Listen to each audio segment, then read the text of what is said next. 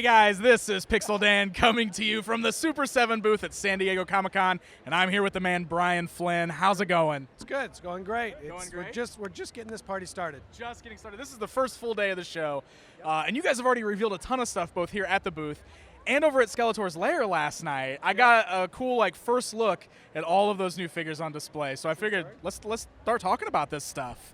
Yeah, nobody cares about Masters. Are you sure? Yeah, I don't think know. people care, man. Well, you guys really kind of dropped a surprise on me because I was not really expecting to see so many new Classics figures there. I mean, Classics and Filmation figures. Yep. And you had a really, really great display there. Yeah, I mean, this is a great place to show them off. They're still very, very, very early, and hopefully by PowerCon we'll have them much more dialed in. But it was the same thing. I know people, they want to see what's coming next. They want to know what's going on. So it's like, let's show it to them. Let's bring it out. Absolutely. Well, I'm so glad that you did that, and it was really cool seeing the character selection that was there, because some of these characters were like characters we never thought we would be getting. Are you talking about Karg? Absolutely, I'm talking about Karg. I don't know, How does that thing happen? I don't know. Yeah. You guys are you're doing some magic over here, I think. Exactly. We're doing some voodoo. I like it. Yeah. So you've got them separated kind of like what we've done before, right? There's going to be 4 figures for Classics and 4 figures for Filmation. Exactly. There were 2 figures that weren't on display last night, but they were on the little placards, so I think we can talk about them, right? I mean, if the name is there. Okay, so you had Granada listed Yep. for Classics, and you had Manny Faces listed for Filmation. Yes. And then the sort of in-between zone is that we were sort of discussing, is that Dialemug originally was in the Filmation, and then we're moving Dialemug over into Classics. Okay. So the thing that showed up that we showed today is the very first version of it, and it's very Filmation-centric right now. Right. And it will move over into a Classic style. Okay, so it's going to move into, it's going to be part of the Classics assortment. So you guys might be doing some modifications to the sculpts? Yeah. Okay. So, once again, these are very early prototypes, Right. Very, very early. Gotcha. Like, we won't be doing pre-orders for quite some time on these. So. Okay, do you have an estimation on when those might be up? Oh, come on, man. I'm just Look, throwing the questions out there. Look, Ultimates landed yesterday, That's true. and the second truck is coming in today. Like, let me get the Ultimates out. Let's get PowerCon rolling, and we can start talking about some other stuff. That's true. Let me get you your Ultimates. They're coming. Well, hey, let's talk about the Ultimates a little Let's bit. talk about the Ultimates. I gotta ask you about the packaging, because there's been a lot of talk about how they're not resealable blister bubbles. Can you kind of tell us? No, I haven't heard this from You anyone. haven't heard that from anyone? No, you're the first person. to ask about it. Well, can you explain to me what happened there? Yeah, so basically what happened is with the resealable bubble, we had it, and it failed the drop test on safety drop testing, which is not completely uncommon, but what it does is, if I'm going to make a new tool, it's just drape form, so it's pretty simple. That only takes about 2 weeks. But the safety testing takes 30 days, so I have to start the entire safety testing process over. So it would have been a 6-week delay to go from what we had to a revised clamshell, where if I just went with the bubble, I could just go with it and run with it. So being that they're late and that everybody's unhappy with the delays, I was like, do I spend another 6 weeks working on a resealable clamshell, or do I seal them and ship them?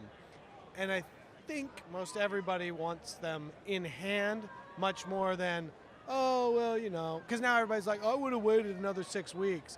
Like, at that point, the internet would have actually melted down, caught fire, and enveloped the entire Earth in flames. And dinosaurs would have come back from extinction. It would have been crazy. Whoa, that crazy. It would have been that crazy. So, we said, all right, then we won't be able to do that, but we are going to just run with the sealed blister. And hopefully everybody's happy once they have them in their hand and they can play with them and everything. So. Okay, and so like you said, they're landing now. You're going to start shipping them after Comic-Con here, so people will get their first figures. No, they'll start shipping on Friday. Oh, so during Comic-Con. We had to leave 3 people behind to receive the trucks. They received trucks on Wednesday. They're receiving trucks again today on Thursday. And then we should start shipping Friday, and it's going to be 5 or 6 days of just nothing but shipping. So they should start seeing tracking numbers. They should start seeing shipping notifications. It should start hitting the dock. Okay. Very, very cool. And then, like you said, also like the PowerCon stuff is coming up next. Yep. We've already done pre-orders for the other assortments as well. Yep. So we're a ways away from all the new stuff there, but it's coming. Yeah. I mean, we wanted to be able to start showing some stuff to people, and like I said, we're going to show updated stuff at PowerCon. But we're a ways away from being able to pre-order that stuff. Right now, it's let's focus on getting Ultimates out. Let's follow that back up with PowerCon. Let's start getting the next wave of Classics and Filmation out the door. We got to get this party started. Getting it started. Because everybody's like, oh, we've been doing this forever. And it's like, no, actually, you've been doing this for 7 months. Yeah, it hasn't even been a year yet, right? No, it hasn't even been a year. Exactly. All right, so you mentioned that they're the new ones that we looked at last night. They're very early. I understand that. But this just in. I have a list of questions that the fans are asking about, so I thought I'd throw some of them at you. Are the fans at Embassy Suites? If they're at Embassy Suites right now, they all got together and wrote this note for me. Wow, all right. So if you can answer these, cool. If not, I know it's early on still, and we can. Answer any of these questions. You cannot answer any of them. Okay. Well, all right. So Sorceress, Filmation Sorceress. Yes. How are her wings going to be handled? Are they going to have like the articulation, the big ugly drums like the other Sorceress, or are you guys going to keep it kind of like a cape? Last night. We're still working on it. I don't have a final answer on that. Okay. It's the same thing people were asking me about, like, what kind of bird accessory? Is it going to have wide wings or is it going to be static? And it's like, we're working through it all right now. So I don't have an answer yet, but ideally I want them to be movable. Right. Because I don't just want this on the shelf all day long. Okay. So you do want them to kind of be able to fold down. I want to be able to fold down, and we should be able to do that with a simple joint that doesn't look weird. That doesn't look weird. But it's going to take a little bit of time and engineering to pull it all out. Okay. Like I said, we're a ways away, but ideally they would be able to fold down. Okay. All right. Karg, we talked about him a little bit. Yep. He was a figure that a lot of us didn't know we were going to see. And it looks like his design is based more on the magazine likeness. So with that being said, are there chances for more 1987 movie figures, or is he pretty much it? I mean, we've still got this rumor flying around that because we aren't Mattel that we might be able to acquire the license for the movie, but I don't have it. Okay. So we would like to make them, but I don't want it to turn into a Thundercats thing where it's like somebody tells me, yeah, you're probably going to get that, and I go, oh yeah, I think we're going to make that, and then all of a sudden I can't make it, and everybody's just like, you killed Thundercats. I was like, actually, I had nothing to do with killing Thundercats. They just didn't give me a license in the end. So I would like to make more stuff from the movies. But obviously, like, there's the likeness stuff too, right? Dolph Lundgren and Frank Langella. Is that like an issue with all that? Yeah, that stuff's usually pretty easy. Sometimes the studios own the likeness rights, sometimes they don't. And if they don't, you go out and you pay for them. Okay. So I'm not terribly worried about that portion of it. It's just getting the thing there. There's a lot of weird historical bad blood, and that's why you never got it. Is that the person that owns the movie said, I will never let Mattel make anything from this movie. Oh, wow. Okay. That's why it never happened. Gotcha. Okay, well, so we can still keep our fingers crossed. You never know, right? It's like the Blade Runner thing, how the 3 guys that made Blade Runner all hate each other. That's why you never get any licensing from the old movies, because they won't agree with each other and they'll decline stuff just to spite the other guy. That movie-Mattel relationship is a similar relationship. Okay. Alrighty. How about 2000X or New Adventures of He-Man stuff? Is there still possibility of more of that kind of stuff? Who likes that stuff? Anybody like that stuff? Well, obviously the fans all got together at Embassy Suites and asked me to ask that question. So. Did they do this over pancakes? Yeah. No, all of it's on the table. I think right now it's like it's like everybody's like, when's the next? When's the next? I'm like, look, we're just getting these first one here, and then we're talking about the next ones, and we're showing you prototypes of the third. Like, we're not even really started yet. Okay. Like, give us time. We will get there. But right now, there's nothing specifically on the docket for it, but we're not opposed to it. Same thing. It's like, I don't know yet either, because I'm trying to get these done. I'm trying to get Karg made. Right, yeah, and you got your Karg's coming, so that's great. I mean, look at all the things on Dial-A-Mog. I mean, come on. I know, Let me finish this stuff first. All right, gotcha. This is a question I asked you at Toy Fair, and it sounded pretty positive. So talking about She-Ra and Princess of Power, everything good with the rights there for Masters of the Universe Classics? Very, very close. Okay. Very close. Okay, very close. Very got close. A lot of paperwork takes a lot of time. Like, I can get verbal agreements. I would say half the stuff we make, when you go to our case, it's like, oh, look at all this cool stuff. It's like I have a verbal approval on it, but I still don't have paper. Okay. So I still don't have any paper on that, but I have a lot of verbal approvals that they would like us to be moving in that direction. Okay. Perfect. Does Perfect. that sound vague enough? Well, it's a positive vagueness, so that's good, and I accept. Kill Thundercats! How dare Oh, you? Thundercats. You're gonna kill She-Ra now. Oh no, don't do that. No, I'm not gonna do that. All right, well, let's talk larger scale stuff. Okay. Beasts, vehicles, possibility. Well, we're still working on the Snake Mountain. That was going to be my next question. So Snake Mountain, we're working on it. And for anybody that doesn't know all the ins and outs, the biggest thing with tooling is you can't have no undercuts. Snake Mountain, every damn spike on the entire thing is an undercut. So literally at this point with the tooling master and the molds, we're at like 90 tools at this point because every single spike, every single thing is like another tool, another mold. So just breaking this thing down has been abhorrently difficult to get it made. But we're still working on it. As far as beasts and vehicles, I would like to do them as a whole. Once again, like it costs a lot of money to make a figure. Making a vehicle is sort of the equivalent same cost of making 4 or 5 figures. Okay. The tools are so big, the number of pieces and structural components you have to have are so much more complicated that it's infinitely harder to make that stuff than make figures. Figures are hard, vehicles are a real pain. Right. And then generally speaking, people do not buy vehicles in the same kind of quantities that they buy figures. So yes, I want to make that stuff, but I'm still working on getting the figures out and everybody happy. I haven't even dealt with their 2000X stuff. You know, Right. I would like to be doing some of that stuff, but I think it's a little bit of like, look, hey guys, it's only been 7 months.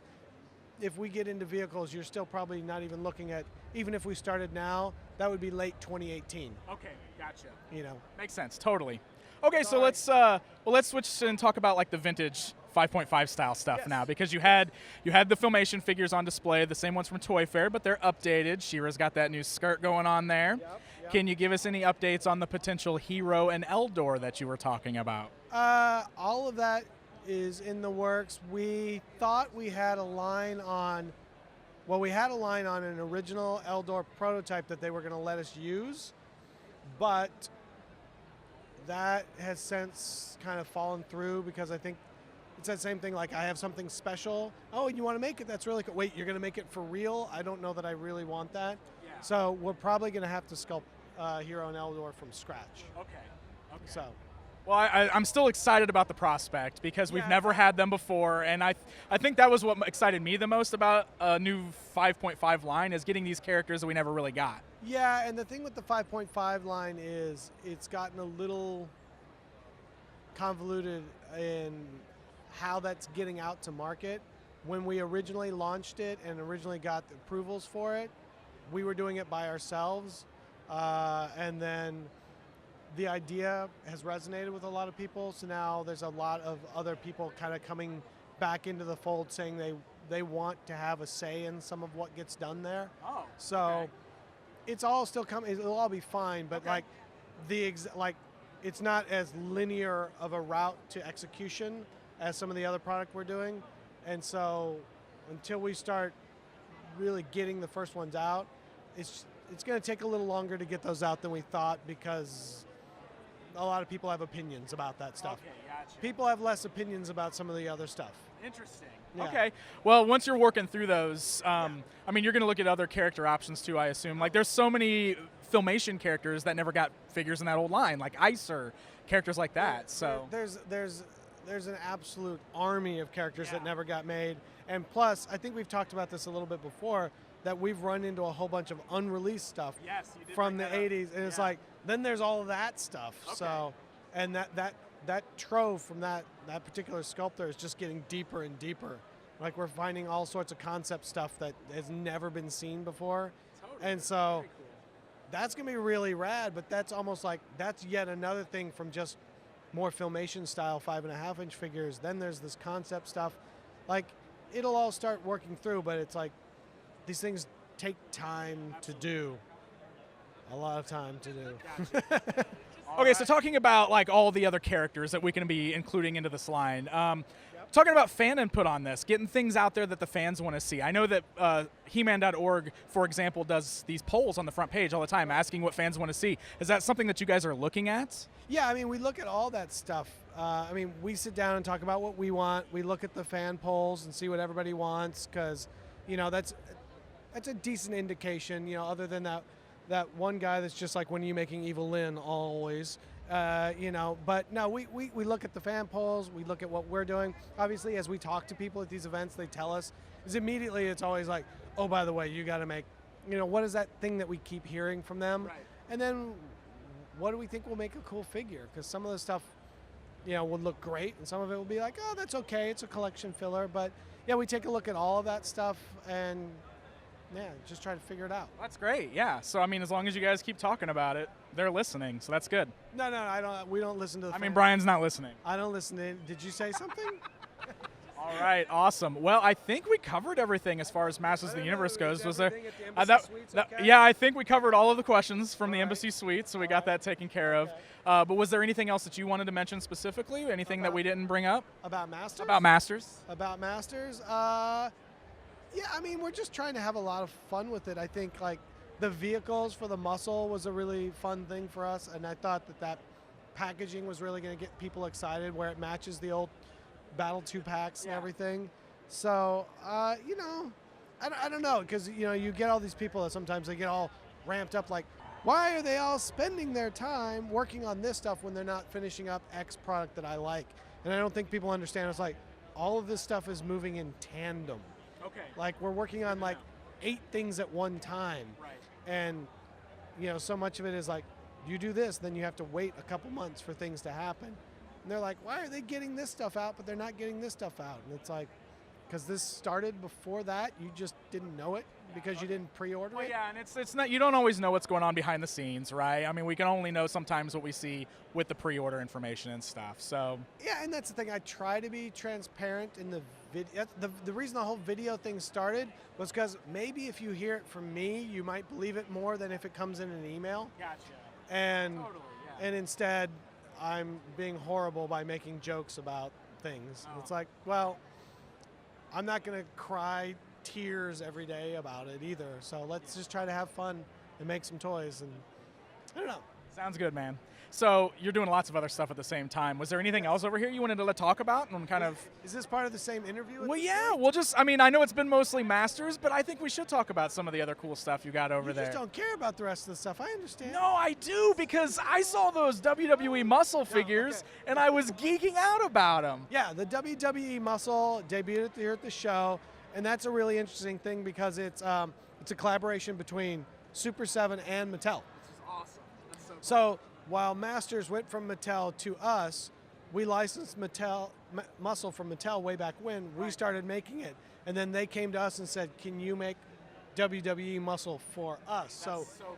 we design it, we do everything, get the package, sculpt, all that done. Then we hand it off to Mattel, and then they're going to make that Muscle line and send it out. Oh, that's so great. So it's kind of cool. Like the front of the card will have both the Super7 logo and the Mattel logo, which I think is kind of unprecedented, but I don't know. Yeah, that's really great though. Congrats on that. That's cool. It's weird world. circle, full right? World, Yeah. full circle. Very cool. So that's very cool. Muscle as a whole is doing extremely well. That's People great. really like it. It's inexpensive. It's fun to collect. Yeah. We debuted the new Aliens Muscle here. You know, from the second movie. You know, we've got Bishop with his guts out and everything. You know, it's like we're trying to have fun with that. Then there's a bunch of the new reaction prototypes that are here. We've got the Iron Maiden prototypes, the Robotech prototypes, Alfred Hitchcock, Nosferatu, Crimson Ghost, or Misfits Fiend. We've got the Planet of the Apes prototypes out. There's a lot of cool stuff out. Yeah, totally. You guys are just really rocking and rolling with all this stuff. The reaction stuff's looking great. The muscle stuff's great. And it's so cool to see you just doing all these different styles of toys for all these really cool properties. Yeah, I mean, like I said, we're just trying to make the stuff we want to buy. Yeah. And it's really starting to sort of catch fire. Not catch fire, it sounds weird. I mean, we've been doing it for 16 years. Right. But it seems like over the last couple of years, people have really started understanding what it is that we do. And, you know, where beforehand we were more niche, if you will. Gotcha. But, yeah, you know, some of the stuff that we're doing is very off the wall. Like we're making a King Diamond figure for Halloween. Wow. And I think all of about 100 people are going to care. But it's like, you know, it's like we had that. My friend that I knew growing up just happens to be his lawyer now. And he was like, would you ever do King Diamond? I was like, you know what? Yes. I want to do King Diamond because it's absolutely preposterous. Like, let's do it because this is just going to be like, people are like, why did they make King Diamond? It's like, we made King Diamond. Because we could. And we wanted to. And we wanted to. Yeah. Do I expect it to be like, oh, we sold a lot of King Diamond? No. Right. But we made it because it would be fun to make. Totally. And that's sort of what we're trying to do with all of it. I like that. That's really cool. Well, congratulations on everything that you're doing. And you've, like I said, there's been a ton of really cool, exciting things coming from your booth here at San Diego this year. So good stuff, man. As always, thank you very much, Dan. Very cool. Well, thanks for talking to us again, answering all of our questions. I know we have some deep cut questions for you sometimes, but we are an enthusiastic bunch, right? You're going to get slammed for not grilling me hard enough on something. It's all right. Probably. Yeah. You're probably right. Yeah, that's it. All right. Well, there you guys go. Brian Flynn here at the Super7 booth, coming to you from the 2017 San Diego Comic-Con. Stay up to date with Pixel Dan at San Diego Comic-Con 2017. Follow at Pixel Dan on Twitter, or you can subscribe for more videos on /Pixel Dan on YouTube.com.